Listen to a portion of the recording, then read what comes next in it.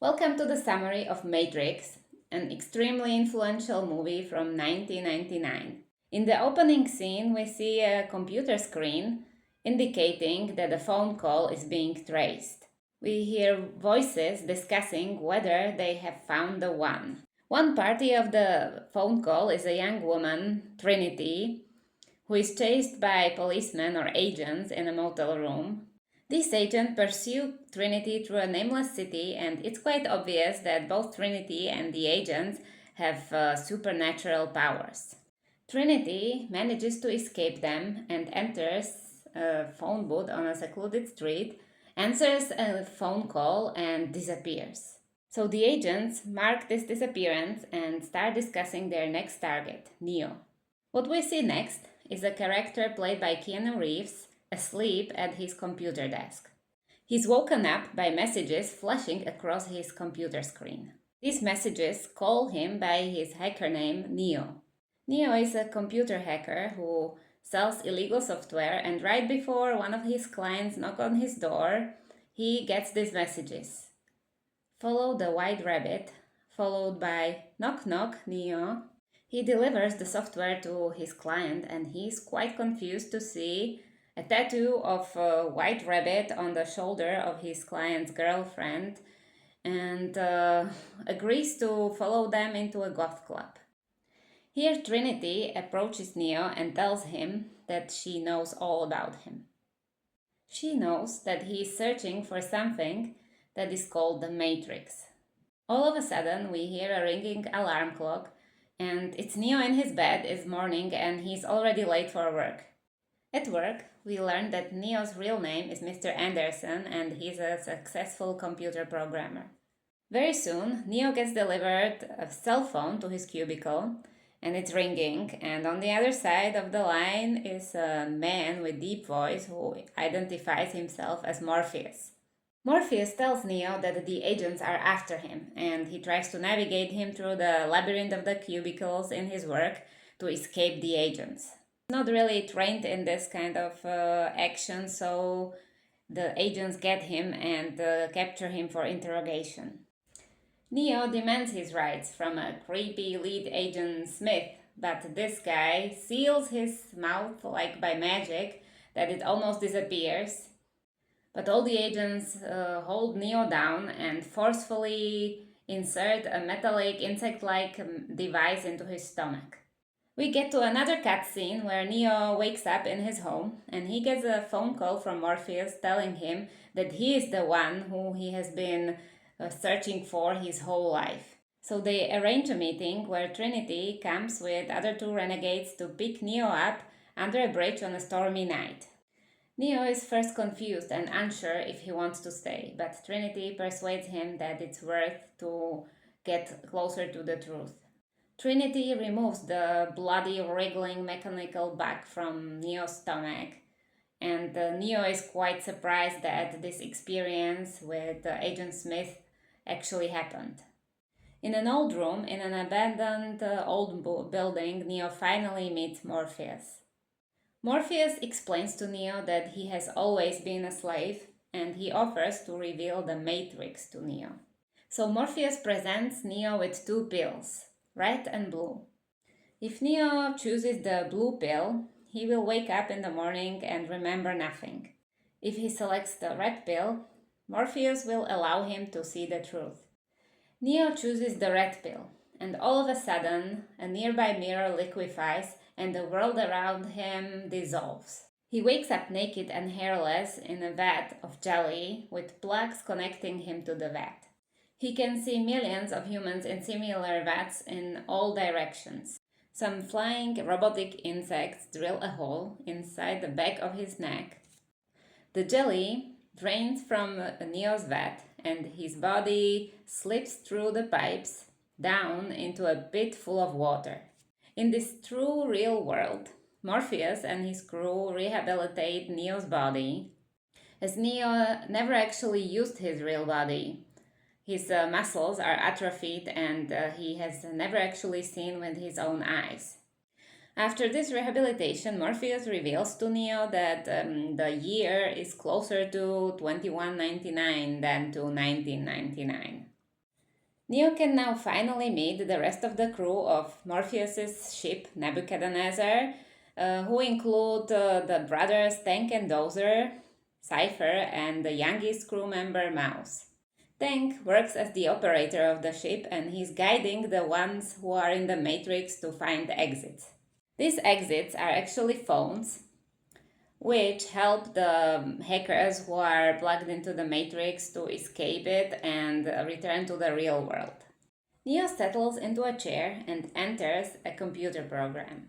Morpheus explains that years ago humans developed artificial intelligence but lost control of it. In desperation, humans tried to create a nuclear winter so that they could block the solar power from the sun that the robots needed to survive.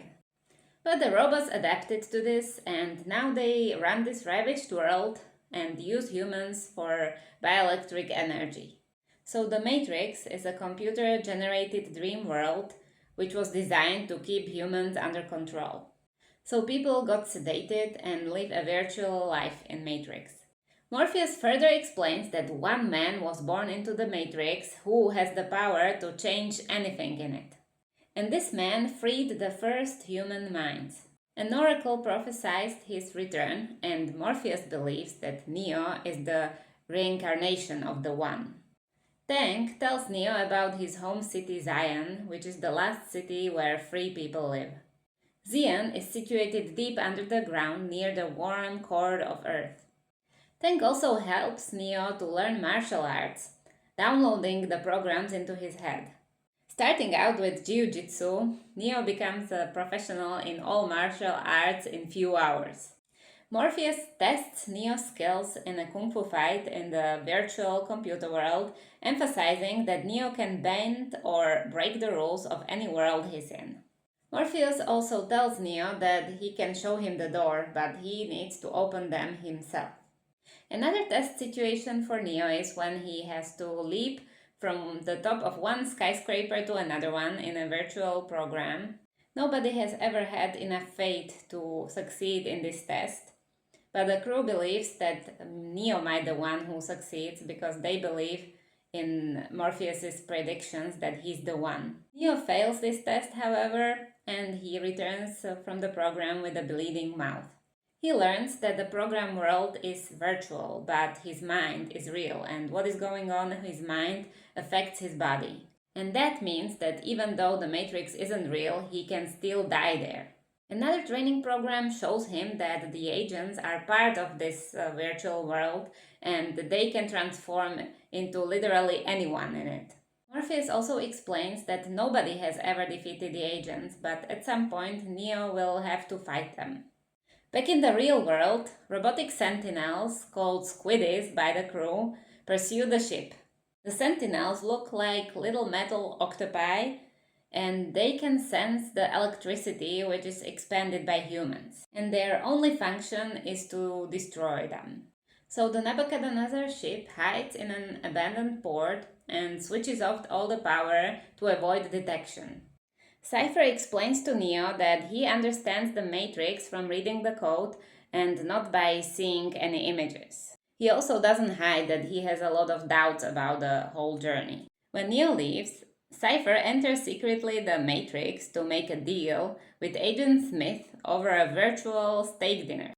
He promises to deliver Morpheus to Agent Smith in exchange for a safe return to this blissful, wonderful ignorance of the Matrix, accompanied by a big increase in his socioeconomic status. Agent Smith wants Morpheus because Morpheus, as the captain of the Nebuchadnezzar, has access codes to Zion, which Agent Smith wants to destroy. In a sharp contrast to the luxurious steak dinner, we see the crew of Nebuchadnezzar eating their nutrient-rich gruel in their cold and functional spaces. Mouse notes that there is a lot of joyful experiences that the Matrix can offer, like a delicious taste of food.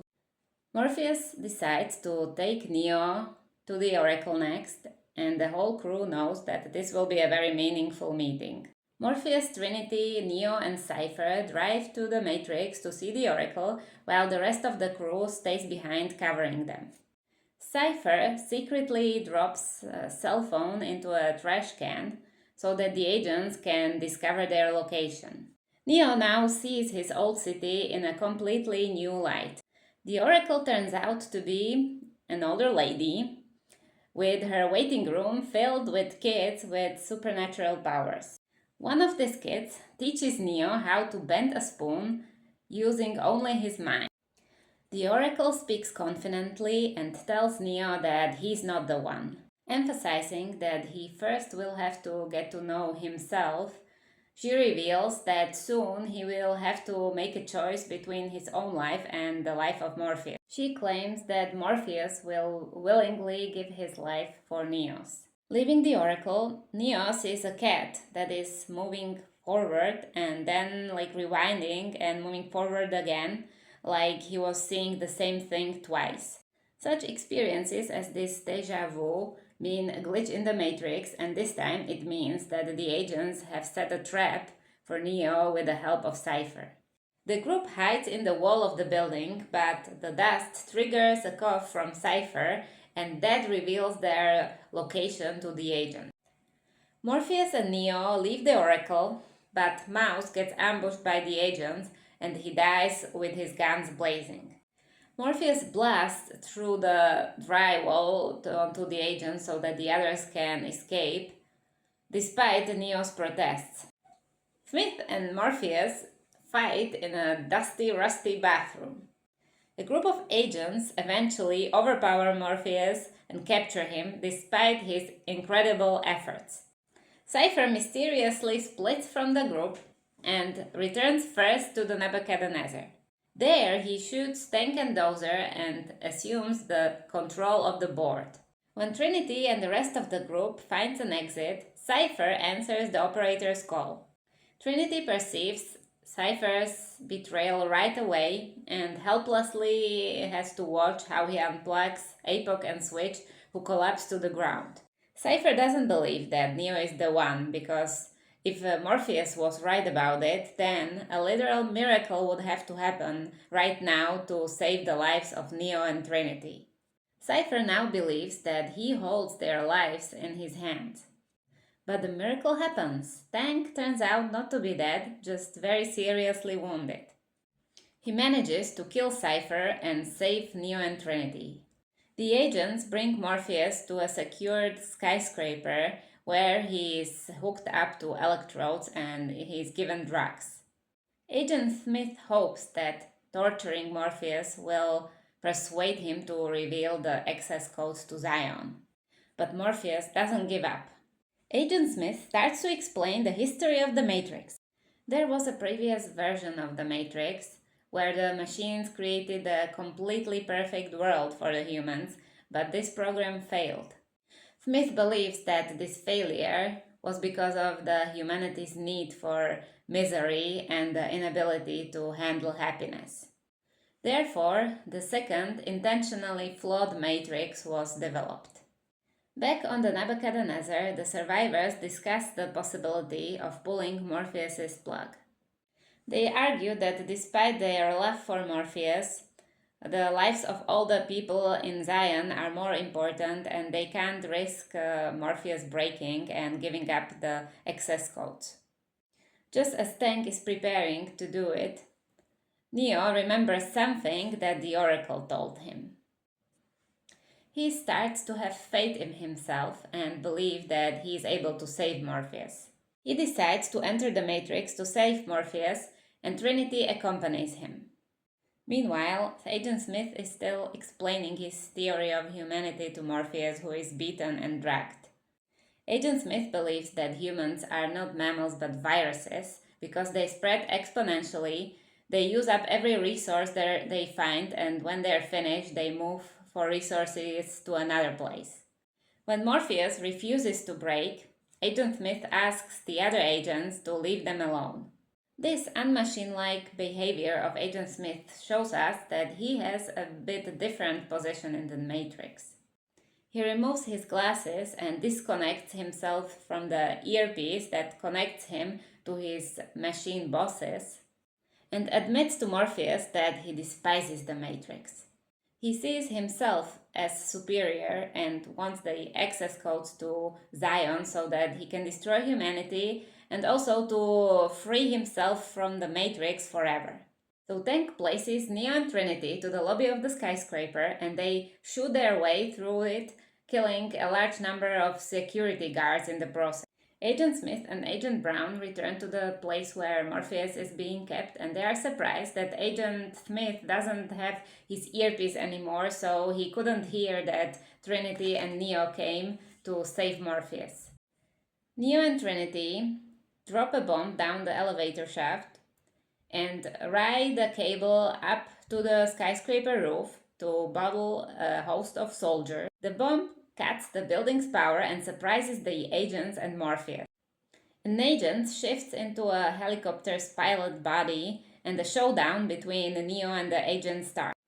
Agent Smith dodges all of Neo's bullets with a superhuman speed, but with rising confidence, Neo also dodges almost all of Agent's shots.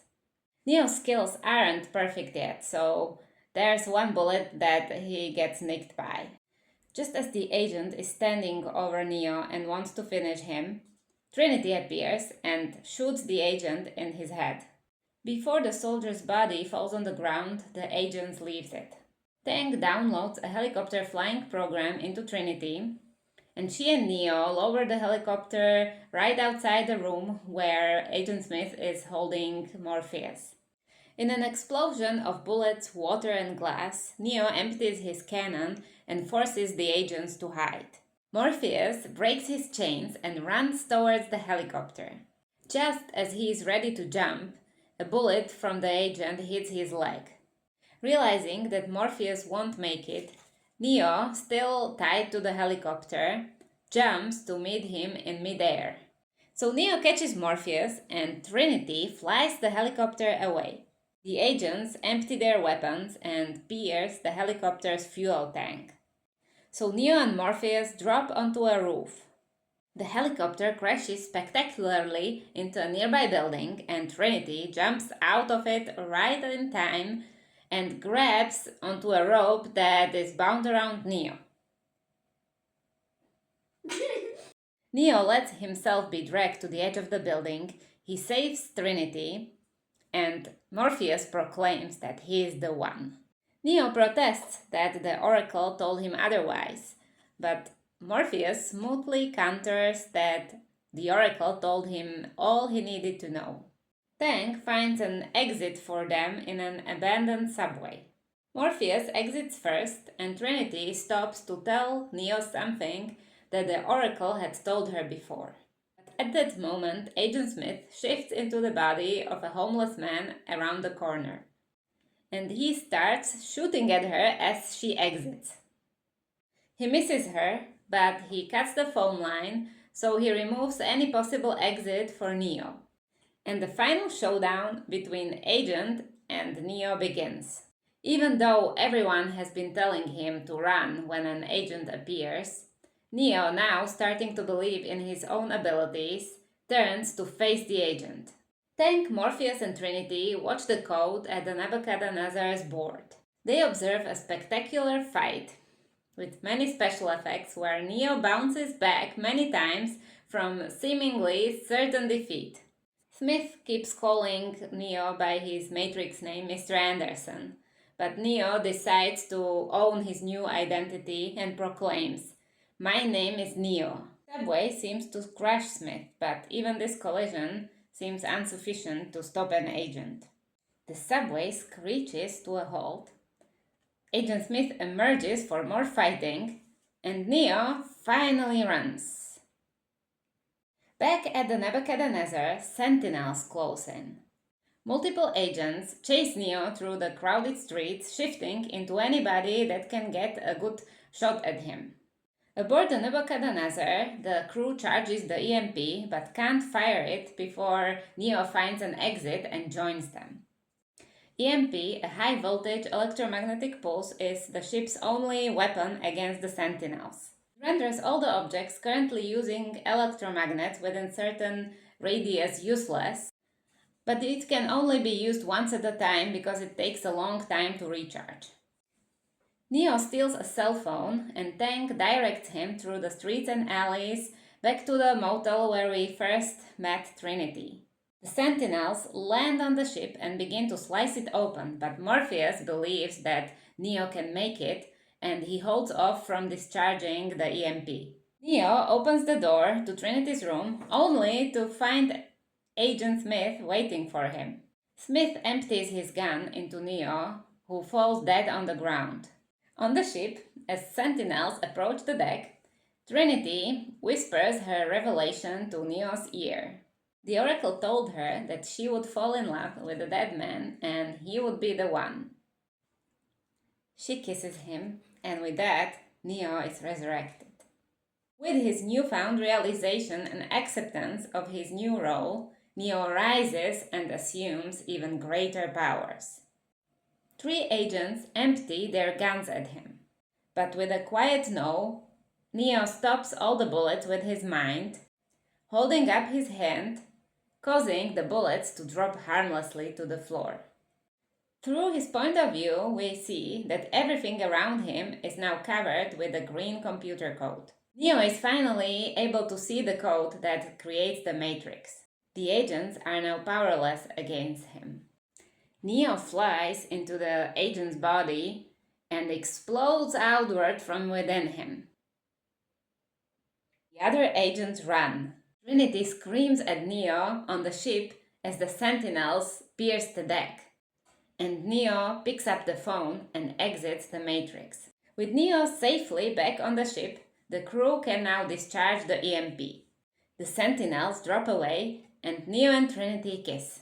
The first Matrix movie ends with Neo talking to somebody on the phone. He's warning that he's going to expose the truth of what's really out there.